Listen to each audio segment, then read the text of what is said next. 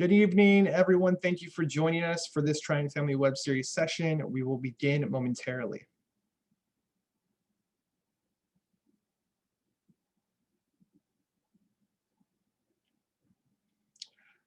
As participants are coming in from the waiting room, I do want to mention that this session is being recorded.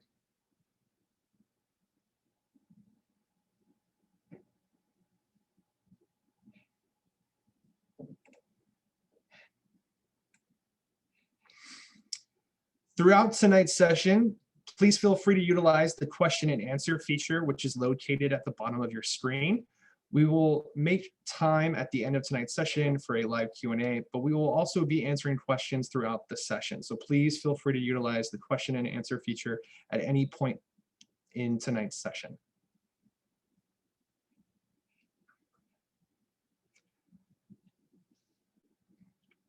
All right, thank you for joining us tonight for our second Trying Family Web Series session of the winter quarter. 10 questions your student should ask their academic advisor. My name is Dan Perez. I am the program coordinator for the Office of Parent and Family Programs. I am very excited to not only be hosting you all, but our amazing panel of academic advisors, who are going to break down the top 10 list of questions your student should go into a meeting with their advisor with. So again, I just want to thank you for attending. Next slide, please. So why are we talking about this topic? We wanted to make sure that students approach meetings with their advisors with a game plan, that we can provide information to parents and family members that they can help their students devise a game plan when they go into a meeting with their academic advisor. Advisors provide critical support during multiple periods of a student's journey. So be it if your student is a first year, a second year, or if it's their last year and they're heading towards graduation, there's different questions they should be bringing to their meetings with their academic advisors because there's different information they need. And lastly, advisors can offer more resources and information than just what is covered in a degree plan. Most of the time when students are meeting with an academic advisor, they're sticking strictly to, am I taking the courses I need to graduate? What other courses can I take? But advisors have a wealth of information that they can share with their students to expand their journey at UC San Diego and even elevate it. And without further ado, I'd like to introduce our moderator for tonight, which is Katie Michelle, the Dean of Academic Advising at Revelle College. Hello, everyone. Good evening, or maybe good morning, depending where you're joining us from. Thank you, Dan, for asking me to come this evening and moderate this panel with 4 brilliant advisors who have lots to share with all of you. So I will allow them to jump right in and tell us a little bit about who they are. So if you would kick us off, Laura, tell us who you are, what you do. Yeah, thanks, Katie. My name is Laura Mayo. I am the undergraduate advising manager in the Division of Biological Sciences. So in addition to advising students, I also manage our advising team of 5 advisors in biology. Awesome. Christy. Hello, everybody. I'm Christy McKenzie. I'm the undergraduate program coordinator for the Department of Psychology. So my responsibilities are to kind of oversee everything that's undergraduate in our department, and that includes our advising area. And Natalie. Hi, everyone. My name is Natalie Eicher. I'm the undergraduate student affairs advisor for the Department of Political Science. So I oversee all of the department programs related to undergrads in our department and advising and really anything and everything that a political science student would need to graduate from our department successfully. And last but certainly not least, Camille. Hi, my name is Camille Santa Elena. I'm an undergraduate advisor in the Division of Biological Sciences. Like Laura mentioned, I'm one of 5 undergrad advisors in our division. My responsibilities include advising students who are current bio majors and as well as students who are general biology minors, as well as students who are interested in declaring our capped major or who have questions about biology courses that we offer and they would like to take. Thank you all. All right, so we have 10 questions that each of these advisors are going to tell you a little bit about why your students should ask these questions. So they're not going to answer the question itself this evening, but they're going to talk about the importance about what students should ask us, all of us as advisors, and why. So the first question is Laura's going to tackle for us is, how often should I meet with an advisor? So one thing I did want to explain before I go into the answer for this question is that the advising structure at UCSD is very unique as compared to other institutions. Our advising is very specialized and mostly decentralized, which means that the student usually has to go to a certain unit to get advising on a certain matter. So the students will go to their college advising office if they need assistance with GE or university requirements. They will go to their department advising office if they have questions about major or minor requirements.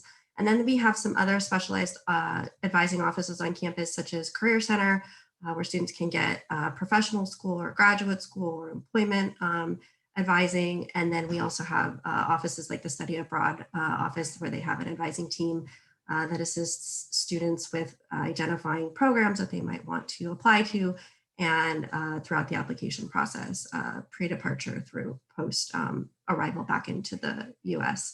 So the structure is very unique, which makes advising sometimes difficult to navigate. So I think this is really great that we're kind of starting off with this question.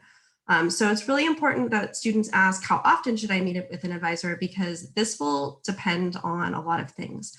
The advising structure on campus is very student driven, meaning that students mostly are not required to meet with an advisor. So students need to be proactive in seeking out assistance. So how often will likely depend on what the student needs assistance with. Quick questions are usually obviously on an as needed basis. If a student has a question about their degree audit or major requirements or college requirements, that can happen, multiple times throughout the week or potentially once a month, depending on what is needed. Oftentimes, if a student is choosing classes to build their schedule, that happens quarterly for most students. And if we're looking at long-term planning, a 2-year or 4-year plan to prepare for graduation or post-grad plans, that's usually annually, but this will depend on a lot of different things. How often a student should meet with an advisor also depends on how confident and comfortable the student is with navigating online resources and web pages. A lot of department units, college units have information on their website, although as you can imagine, there's a lot of information to sift through. So I often recommend that students meet with an advisor really to just understand where the resources are so that at any given time they can navigate themselves back to those resources. And then the frequency also probably will likely depend on who they're going to see. So as I had mentioned, students often see their major and minor college advising offices more frequently than they will those more specialized units like Study Abroad and Career Center. Next slide, please. So with this question, am I on schedule to graduate by this time? And by this time, it would be a student asking, by a certain quarter or time in the year.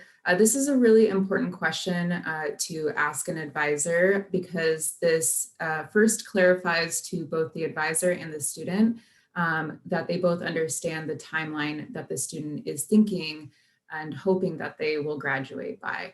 And so that allows an advisor to then help the student by looking at their degree audit and then informing them, how many courses they may need, and to see if that matches the student's expectation as well. And so this is a question that is important to ask every so often. Just to complement what Laura shared about connecting with advisors multiple times throughout a student's journey at UCSD, because a student's schedule might change. And so based on those changes, their graduation timeline might look different. This is also important to ask because some students have this plan to graduate early, whether that's maybe a quarter early or even a year early. And so this allows, again, everyone to make sure that everyone is on the same page about when the student wants to graduate by. So again, having that foundation of knowledge and understanding is really important to make sure that there isn't any misadvisement going on. Because there are definitely some students who enter UCSD that have a very ambitious plan for themselves. And so we don't want to have a situation in which they may receive advising information that isn't as accurate to what they hope to accomplish, just because the advisor and the student are thinking of two different timelines. So again, this is just something that is important to ask, and to ask with respect to when a student's plans change. Next slide. All right, so for the third question, we're going to turn it over to Camille here. The question is this, which could be med school, law school, whatever, is my postgraduate plan, my postgraduate goal. How does my academic plan support this goal? So this question is important to ask as it ensures that students are completing all major GE and university requirements by their respective quarter limit. Some students will need to take additional coursework beyond their major field in order to address their post-grad goals, whether it be professional school, graduate school, or employment.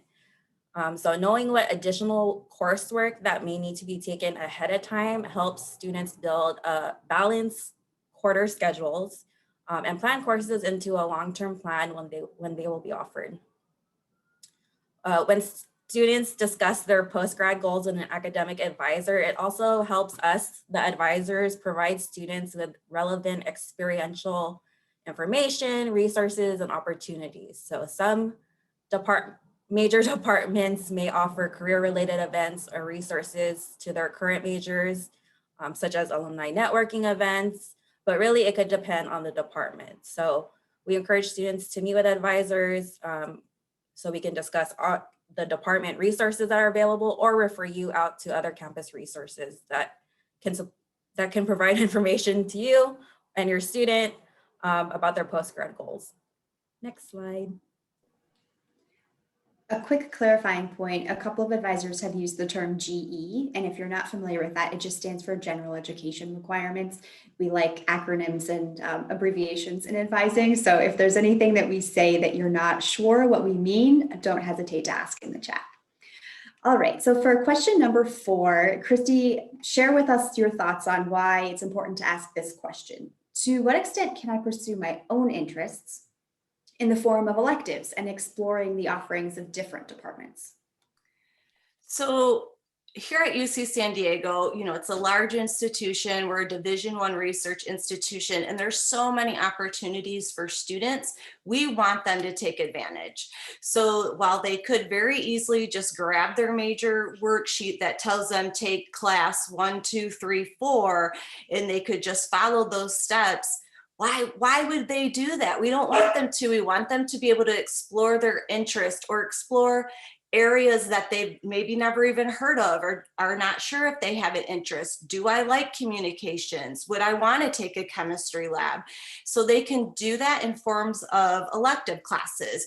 Maybe those electives would count for their major, or maybe they'll count for their overall degree. So go and explore different departments in a major, in a minor, study abroad, you know, different program offices.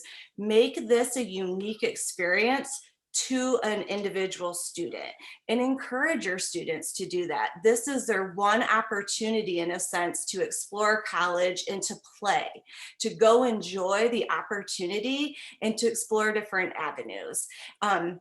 And that's what college is for. This is a learning playground, if you will. And we encourage students to do that. And if they fail, if they fall, advisors are here to help them kind of pick up the pieces and figure out, well, what did we learn from that? And how can we move forward from that? And what life lesson was that? Everything is a lesson, and advisors can really help them move forward with that. But let's figure out what they like, what they don't like. Take advantage of everything our campus has to offer. So ask the questions from every type of advisor, every department, major, minor, and program. Thank you. All right, question number 5 feels very timely as many of your students are taking midterms. So Laura, tell us a little bit about how and why this question is important for students to ask. If I'm struggling in a class, what's available to help me? course. So this is a really important question for students to ask. I know sometimes it's hard to bring it up to advisors, but we are here to help.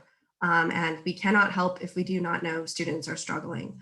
Often we can't detect if a student is struggling in the moment because we don't have any mechanism in the moment, in the middle of the quarter, that alerts us if a student isn't doing well, other than potentially if the instructor reaches out or the student reaches out themselves.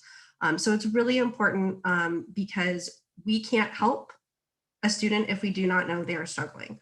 The other reason it's important is the colleges do evaluate the academic standing of a student at the end of the quarter, but by the end of the quarter, the grades are finalized. And of course, we then have lost 10 weeks of a student falling behind, which is, not only a shame for that quarter, but also potentially could lead to difficulties down the road if these are courses that need to be sequenced and the learning continues across a series of courses. Advisors also, if we know that you're struggling, we can review options with students. We can discuss drop deadlines if that's on the table as an option, and students can have options available to them to decide if they need to reduce their course load or potentially take that quarter off. But if too much time passes, the options start to diminish. And then we're kind of playing a reactive role instead of a proactive role in assisting and supporting students. As well as I had mentioned previously, instructors do usually reach out to the departments if they notice a student is struggling terribly.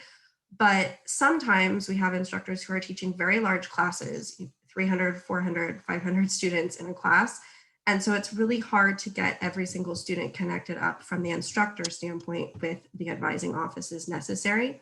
As we probably all know, and given the current situation, falling behind academically without support can snowball into other challenges. We know that this potentially can lead to lower self-esteem and lack of confidence, lack of motivation to even try and connect with people to get the help that students need. So we want to make sure that we can catch and support along the way so that we can help show that there is a plan that we can make for the student that can help them get back on track. There are many resources on campus to assist students who are struggling. It will depend on if we're talking about academically or if there are other personal social challenges going on. But from the academic standpoint, there are instructor and instructor assistant office hours that happen usually weekly, where the student can drop in outside of lecture and discussion to get any questions clarified or topics that they don't understand clarified. There is tutoring both at the campus level through the Academic Achievement Hub, and I know we're going to share this with you on the resources slide, which is a campus center, but also there are many departments that have their own tutoring within them. So that's another resource for students. There are also informal study groups and some peer coaching and success coaching programs on campus that we can connect students with. So there is a wealth of resources out there to help students that are struggling, but we have to know that it's an issue. And so this is a really important and, as Katie mentioned, timely question given the climate that we're in right now. Next slide. All right, moving on to the next question. I'm going to kick it back to Christy. Who else should I meet with and what other departments should I seek out? Why is it important that students ask that? So I think of we don't know what we don't know. And that's for all of us, right? So college is, an opportunity to learn. Students are coming here, for the first time, so to speak, especially if they're a first year student. Transfer students have a little bit of experience coming from another institution, but they aren't familiar with UC San Diego. So they don't know what they don't know. So come into an advising office, talk to an advisor and say, who should I be meeting with? I have an interest in X, a research lab. I'd like to be a research assistant. Who should I be meeting with? I would like to do an internship. Who could I meet with here on campus to learn more about that?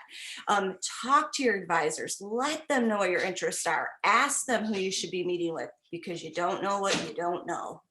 And that's what we're here for. I may not be able to answer the question about an internship, but I surely can refer you to the academic internship program office. So I can help connect students around campus. And that's what advisors are really good at doing, is helping to connect students. So encourage them to come see us, even if they tell you, well, my psych advisor isn't the person that I talk to about internships. Encourage them, go in and talk to your major advisor, because they'll know who to go to on campus. So that is why I would say encourage them to come and talk to us and ask, who should they be seeking out on campus? There's so many resources. It's hard for a student to know all of them. Such a great point. Laura and I were just debriefing this afternoon talking about a student. So there's a lot of collaboration that goes on behind the scenes in advising. And it's a great question to have your student ask, who else should I talk to? All right, moving on, we're going to go back to Camille. The next question is, how do I get connected to other students in my major or my college? So this is really important for students to ask, since students who have a strong sense of belonging at their university typically do better in school and improve their chances for academic success. So it's like adults in the working world. If you feel like you belong and you're engaged in your job environment, typically it's going to be a great working experience. So for students, socializing with peers is a key part in making the most out of a student's college experience. College isn't just about growing academically. It's also a time for students to learn about who they are as individuals. So connecting with other students can lead to not only valuable friendships, but possibly other future career opportunities. And also too, for students who are navigating the university system, whether they are first generation college students or students who are new to UCSD, as Christy said, like first year students, connecting with peers is also important, as students can share insight and learn from the experiences of others. Next slide. All right, moving on to question number 8. How do I obtain out of class experience, and why is that important? Natalie. So this is a really important question to ask an advisor, because we can provide them with those resources, with the links, and explain to them why it is important to obtain out of classroom experiences. So this is also important because, you know, students these days, as they are going through the college to career transition, you know, employers do want them to have that experience before going out and having a job in their field of interest. And the more that a student can get that type of experience, the better it is for their success. And of course, this is important to ask because not every student will know what resources are out there for them. And when they are able to ask perhaps their major advisor what this looks like for them, their major advisor would be able to point them in the very specific directions that they may be looking for as part of what they hope to do in their career. And so we would be able to explain to them why it is important, where they can find this, and how they can go about obtaining these opportunities.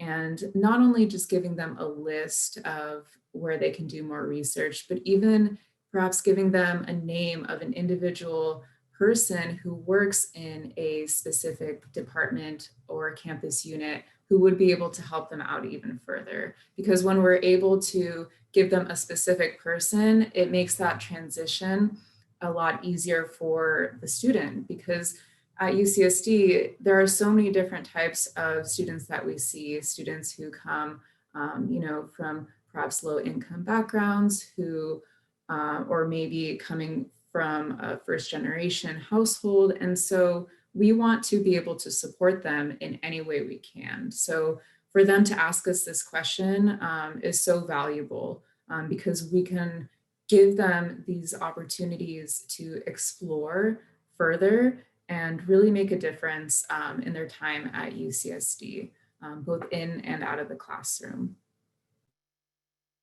Next slide. All right, I'm going back to Christy for this one. What are courses in my major that students historically tend to struggle with? And why is it important for them to ask you that? This, I think, is really relevant. One, because advisors, especially like myself, I've been here for a while. So I've been able to work with some students who started here as a first year and then have graduated. So working with students for 4 or 5 years. Some of them are transfer students. So working with them before they even get to UC San Diego, because they're contacting us because they're interested in our program. So just really building that rapport with students. They come in and they share a lot of information with us as advisors. So I can get the real kind of information from some of them. They share about certain instructors, how their courses are set up, their teaching styles, their grading styles, the course load, the amount of work, how tough it is. And I can share that with individual students. And that's advisors across campus, right? In each department in college. Having them come in and ask us is so crucial, especially I think about when they're planning for a quarter. Hi, here's what I'm planning to take for spring 2021. I'm going to take 20 units and here's my 5 classes. And they're thinking about like organic chemistry, our cognitive neuroscience, drugs and behavior, like these really heavy classes that have high workloads, heavy reading and prep each week for the classes. And we can tell them, hey, you know, talking with students, this has been historically a very heavy workload class. So you may want to kind of think about if this is a good time to take 20 units. And I explained to them, this doesn't mean that you're not smart enough to do this and be successful in any of these classes individually. It comes down to time. The work done for a 20 unit workload. You won't be able to prep and read everything that you need to prepare for each class lecture. You'll have assignments and exams all in the same week. So coming to us and asking these, we can give more of a background knowledge on the classes, course loads, instructor styles, and getting that information from other students. So I think it's important to come in and ask us that so we can help balance what it looks like for a student in each quarter and then their overall degree plan for the whole time they're here on campus, so that they don't have an unusually heavy workload in one quarter and then an extremely light workload a different one. Let's try to balance that out. And for our last question, my friend said that this applied to them. Will it apply to me? So Camille, I'm going to throw this question to you, and I think we could ask this question in a multitude of ways, but it usually starts with my friend said. Yes, we do get this question often, and it's important for students to check in with their major advisors, college advisors, because each student has a different academic history. So this means that students will have an individualized academic plan and path for completing their major, GE, and university requirements. Major, GE, and university requirements can differ depending on a student's admit year, their major, and their college. Also too, grading criteria across departments and colleges can differ. For example, there could be a minimum grading requirement in one department where their minimum grade is D or higher. In another department, it might be a C- or better. Some majors or colleges might require students to complete requirements for a letter grade, and some might allow students to complete their requirements pass, no pass. Also too, policies may differ across departments. For instance, some major departments may have specific, policies on how, if they would allow waiving requirements or prerequisites to enroll in a specific course. So we always refer students to the specific department that they're trying to enroll in. And then also too, flexibility with sequencing of coursework may also differ depending on degree requirements that must be completed within the allotted quarter limit. Next slide. All right, thank you all for answering the importance of those 10 questions. We're going to open it up now for questions, and our wonderful panel is going to answer them. The first one that we have for anybody who wants to answer it is a question that is going back to question number 2 here tonight. So to refresh your memory, that is the question that is, am I on schedule to graduate by this time? And it was a question that Natalie answered. Should that question be directed to the college advisor or to the major advisor? Who has thoughts on that? I can go since I answered that question. Absolutely, Natalie. So the answer is both. Just as a reminder, the major advisor and the college advisor for a student, and if they have a double major, then that other major advisor, and if they have a minor, then that minor advisor. It can get really complicated really quickly, but we are all here to help support students. And so it's really important, again, to make sure that the student asks any and all advisors that are part of their success plan at UCSD. Again, that ensures that everyone is on the same page as far as when the student plans to graduate by. Because again, it can open up a really great conversation on if the student is graduating early, what may be the reasons for that, whether that's financial or just, hey, I don't know what other classes to take, because then that could lead to even better conversations about, well, there are these other programs or opportunities that you can take advantage of while you are a student at UCSD, with respect to finances, because that is an important aspect of the college process, but really opening them up to the possibilities that exist. And again, just to make sure everyone is on the same page, because when everyone is on the same page, then everyone feels more confident and comfortable. That includes the student with what is ahead of them. So I hope that answers the question, but there you go. I love that answer. Both, all the advisors. All right, for the next question we've got, can someone clarify how an academic advisor is assigned and what's their role?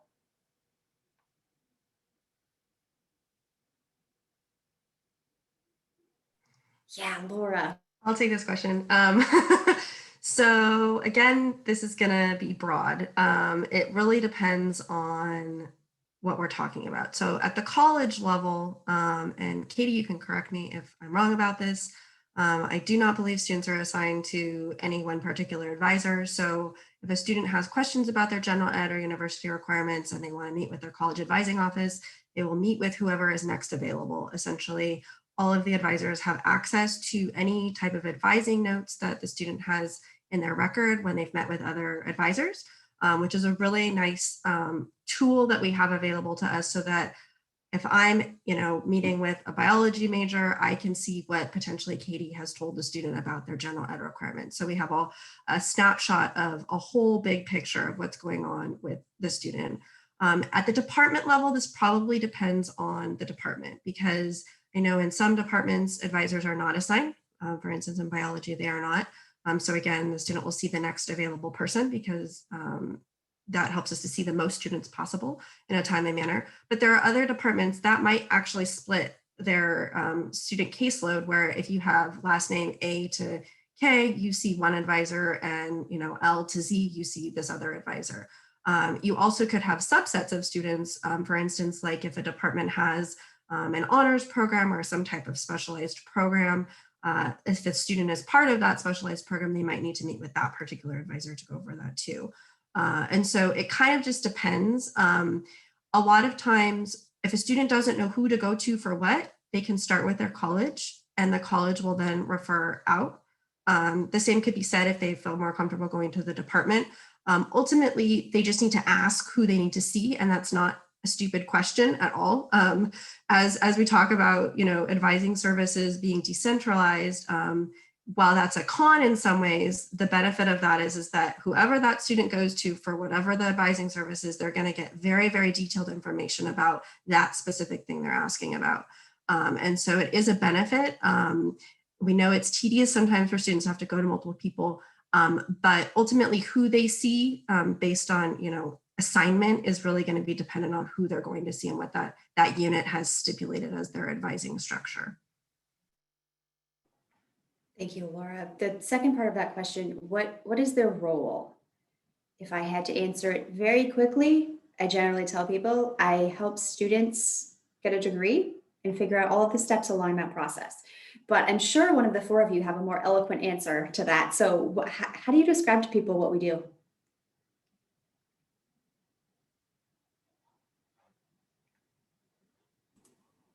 I'll answer.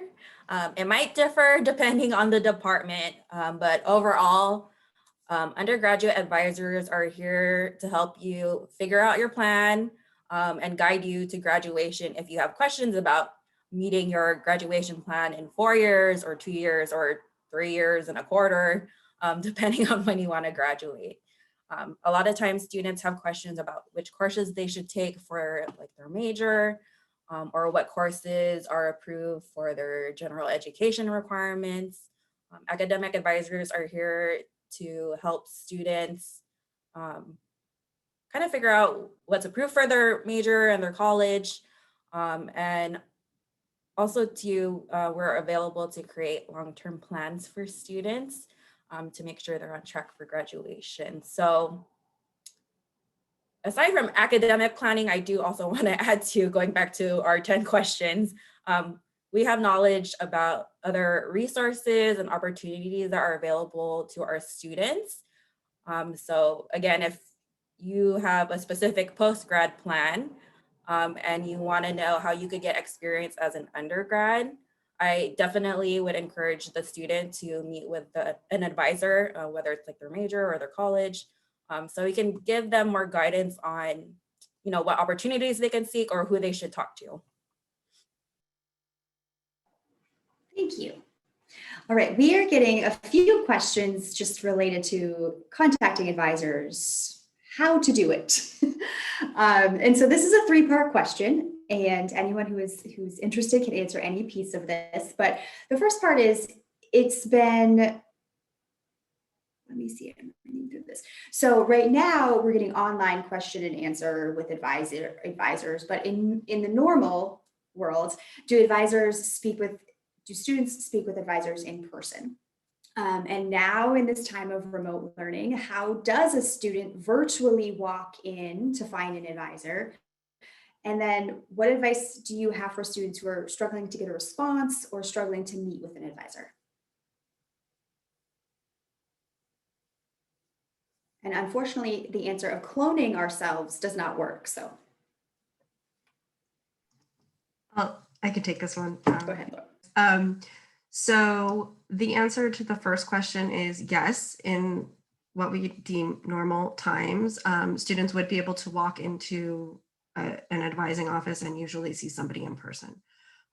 The availability of that, again, is going to depend on the department or the unit that they're going to see. So for instance, the college advising, or I would say probably larger departments, probably have advising available more frequently throughout the week. Smaller departments often have to limit the amount of in-person advising they can do because there are a lot of other things happening. A lot of times from a staff standpoint, in smaller departments, it's one advisor who has to do advising, who has to do all the scheduling of the courses, who has to do all the accommodations that students need, that has to support all of the faculty for the classes for that term. So the availability will be dependent on the department, but there is always usually some type of in-person advising that can happen when we are back on campus. As we've noted, we've all kind of switched to a remote or virtual component now that we can't be physically on campus. And how a student is going to do this virtual walk-in, again, depends on the department. I would say that a good place to start is all students have access to the Virtual Advising Center and can get there by going to vac.ucsd.edu. This is essentially a portal where students can get advising through. In there, they can ask a question through an Ask a Question feature where an advisor usually will respond back with a typed response within 3 business days. So if a student is having a hard time getting a hold of their department, I would start there by asking the question of through the VAC, through the Ask a Question feature, how do I do virtual walk-in with you? Because right now, unfortunately, while some units have a streamlined process and we're kind of all doing it the same way, others are not. And again, this is going to be dependent on the type of advising services that unit can provide, given the restraints that we're kind of up against with the non-in-person advising situation, along with job responsibilities. And then I think the third question probably was addressed with the Ask a Question feature. I think that's always a good place to start because it goes straight to that unit. And students within the virtual advising center can direct their question where they want it to go. So if a student was trying to get a hold of, let's say, Revelle College Advising, they can send their question to Revelle. If a student is in the Cog-Sci department as a major and wants to know how do I get advising through Cog-Sci, they can direct the question to Cog-Sci. If they don't know where to send the question, they send it to the college and the college can forward it where it needs to go. So I think that's a really good place to start, given the complexities that unfortunately our answer to a lot of things is it depends on the unit. That's, I think, our motto for the last year. But I think that that's probably the first step that I would recommend. Thank you, Laura. And do remember that there are multiple advisors. So if your student is having a difficult time trying to get a hold of someone, they're welcome to ask another advisor for how to help. There might be a staffing shortage, someone might be sick in that other unit, and it might be something as simple as the student isn't asking the question in the way that the other advisor recognizes it. So for those of us who speak the higher ed language, we can also help students get navigated to the right place. All right, for the next question, if my student wants to talk with someone about a double major, do they then talk to an advisor in each department with the same question? How does that work?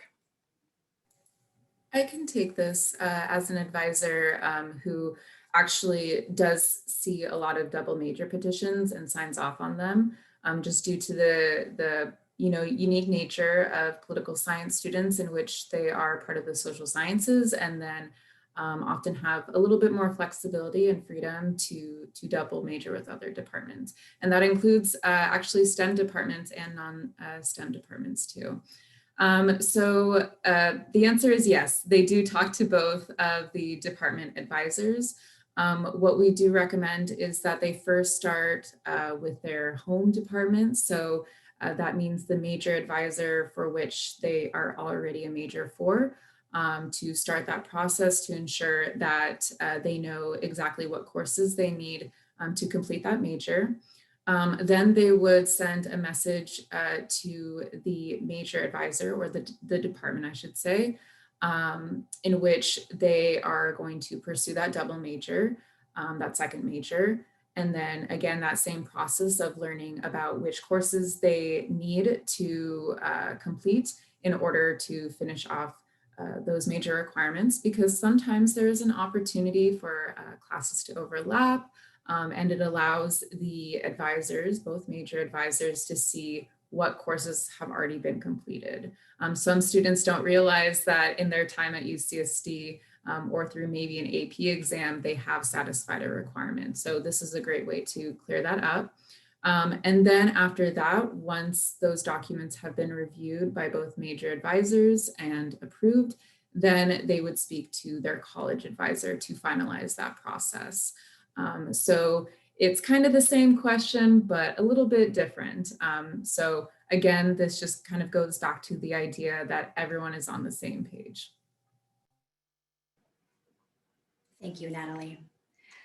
All right, so for all of you with stubborn students, you might relate to this question. My student is a second year and has never met with their advisor. They feel like the advisors cannot do anything for them that they already know. Are they right?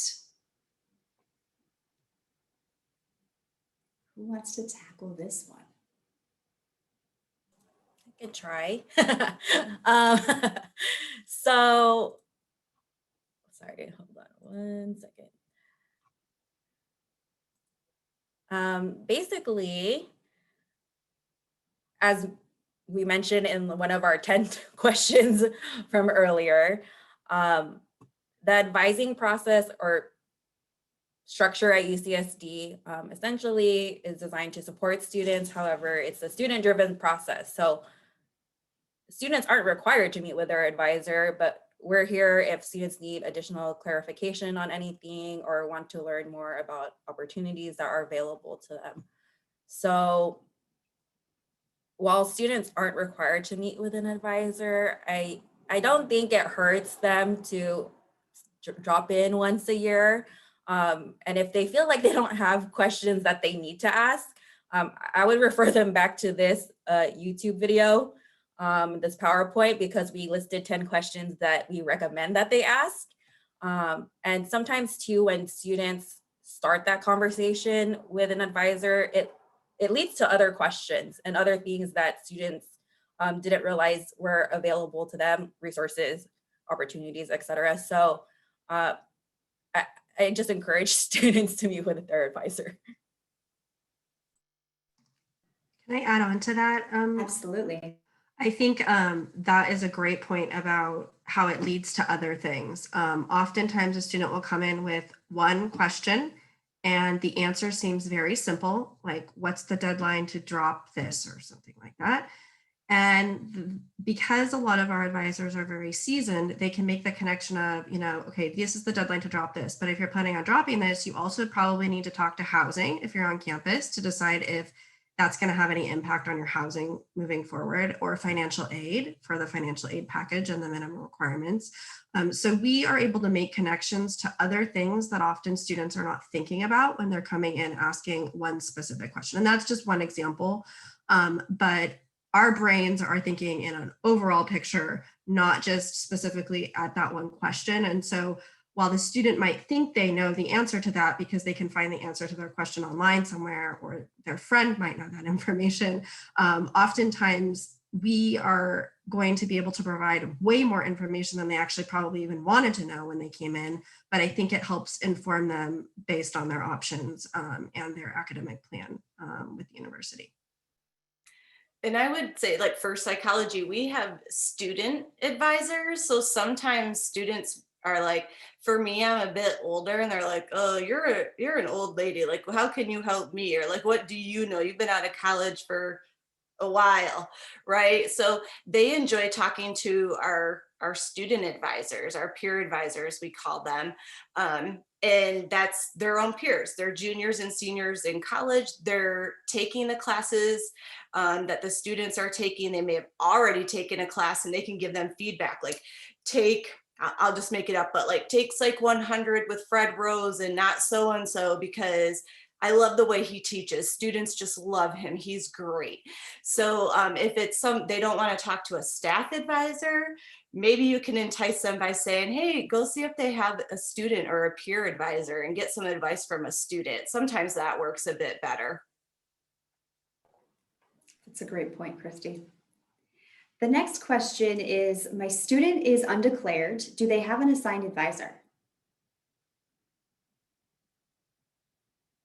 I answered a little bit of this. I'll take it. So if they're undeclared, they're always going to work with their college. So if they're in Warren, they'll work with their Warren college advisor. Revelle, they'll work with their Revelle college advisor. But I would also encourage them, if they're undeclared, they should be thinking about some majors. Maybe it's 2 or 3 of them, or exploring them at least, right? They're taking classes in general education, GEs. Maybe they're taking psych, biology, political science, communication. Did any of those classes, kind of connect to them? Were they interesting to them? If it's psychology, come in and talk to us. Let's chat. We offer 10 different majors, and we're not capped. So we're open, like, you can come declare us. So if they're undeclared, encourage, talk to them. Be like, well, what classes have you taken that you're interested in? Or have you talked to anybody that their career path sounded kind of cool?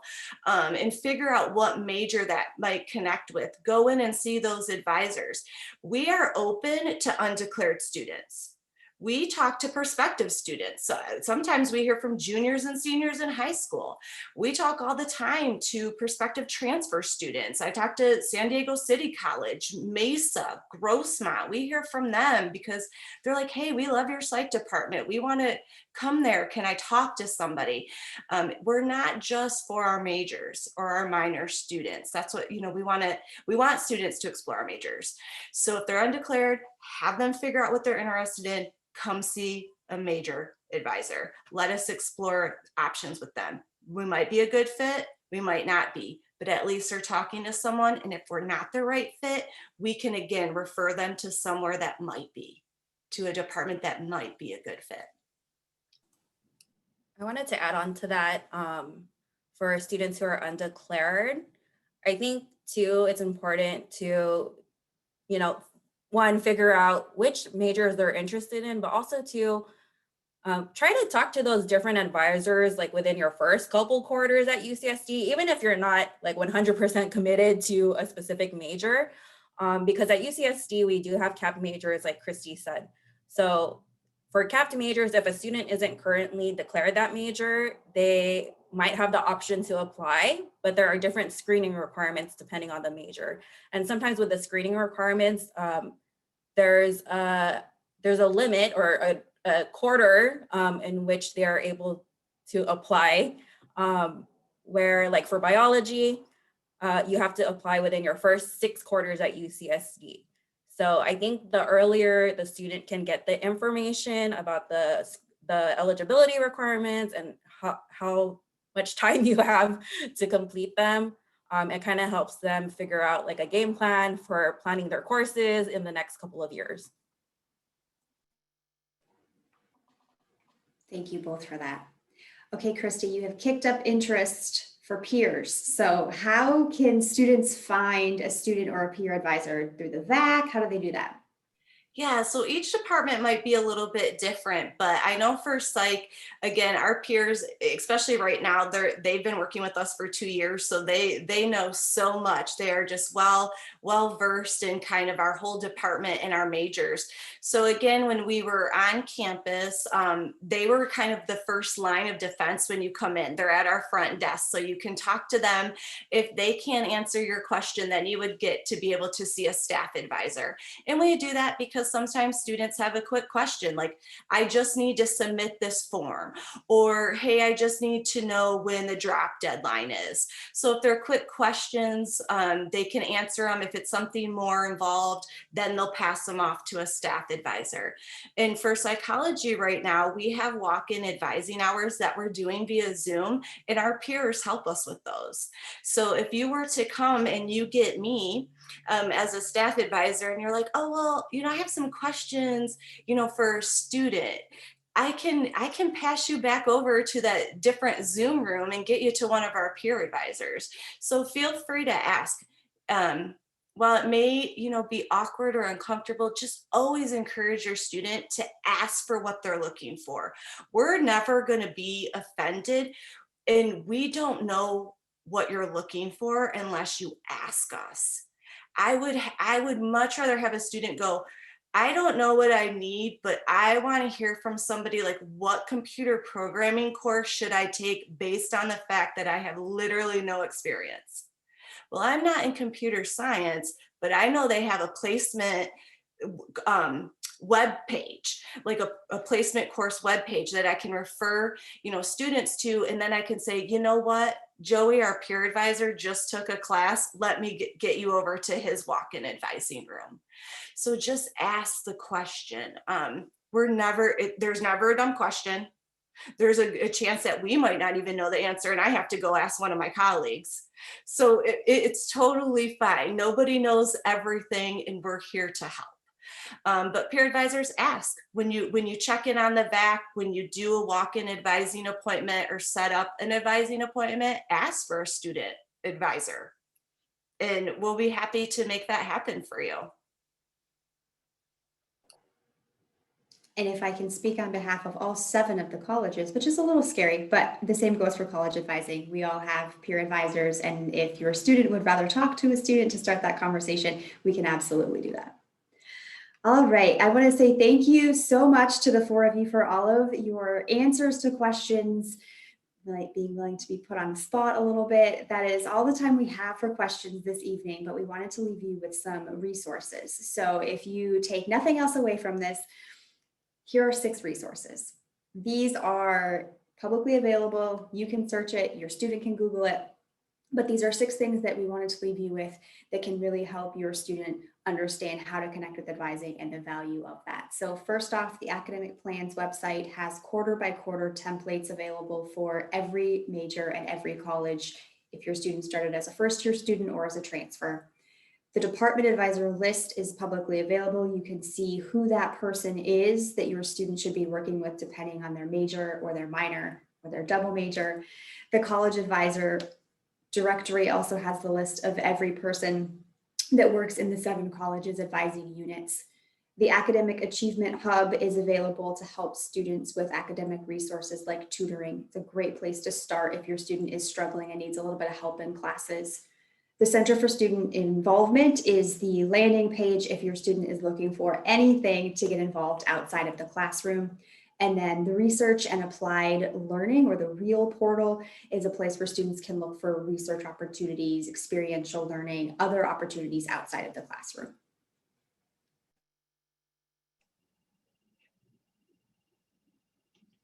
I just want to thank you all for joining us today, and my great gratitude for our panel and moderator for joining us for this session. This session has been recorded and will be available on our YouTube channel. And if you would like to view this session with subtitles offered in a different language, you can do that by utilizing the YouTube subtitle translation tool, which is outlined here, by selecting the settings option, selecting subtitles, and then selecting auto translate. And then you can choose which language you would like to view this recorded session in with those translated subtitles. Next slide, please. Right now, we are, as we always are, accepting new applications for our Triant Parent Family Ambassador program. So if you would like to be involved with our office, the Office of Parent and Family Programs, please feel free to head to our website, which is parents.ucsd.edu, and select on the Triant Parent Family Ambassador. There is a link on our homepage, or you can look up through our Get Involved tab. And I know we've had a lot of questions tonight, so if there was a question that you asked that was not answered, please feel free to email us at parents@ucsd.edu. We'll make sure that we can get you followed up with and ensure that we can answer those questions that may have gone unanswered tonight. And again, thank you all for attending this session, this Triant Family Web Series session. We have 2 more. We're halfway done with the winter quarter lineup. We will be back in 2 weeks for our next Triant Family Web Series session, which is it's a first generation family table talk. It's in partnership with the Student Affairs Success team, and it will be talking about academics, expectations, guilt, and transition. So registration is still ongoing for these sessions, and if you've already registered for these sessions, you will receive those Zoom links leading up to those sessions. So again, thank you all for joining us. Thank you to the amazing panel and moderator, and thank you for the staff supporting tonight. We will see you soon.